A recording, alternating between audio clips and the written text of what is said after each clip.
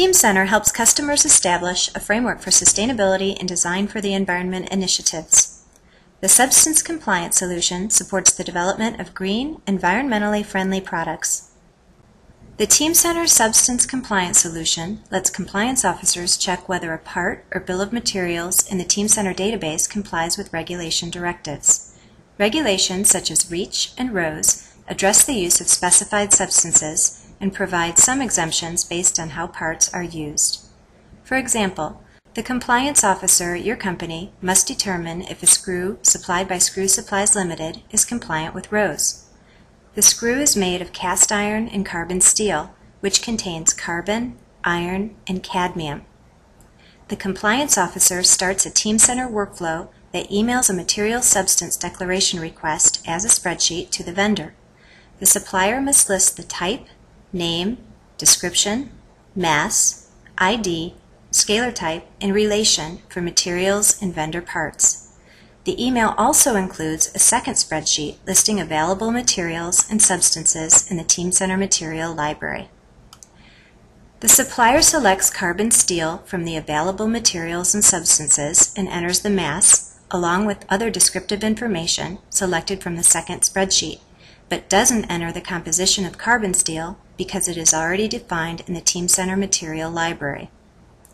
The supplier also lists wrought iron, which is not in the list of available materials and substances, instead of cast iron, and enters a mass for it. The supplier emails the material substance declaration spreadsheet back for review.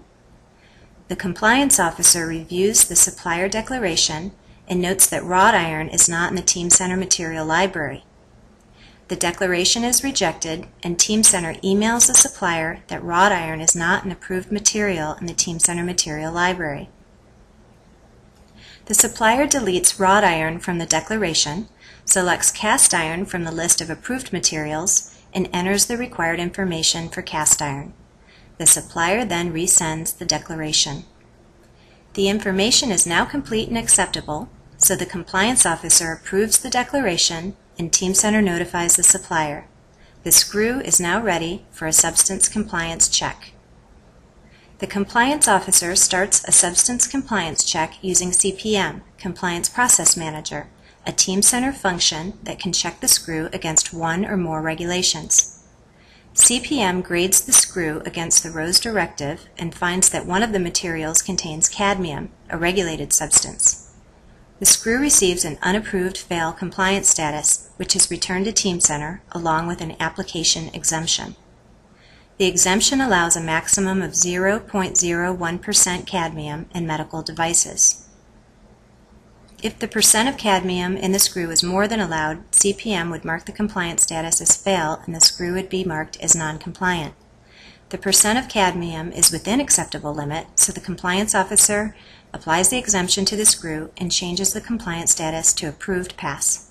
The screw can now be used in RoHS compliant products designed in Teamcenter.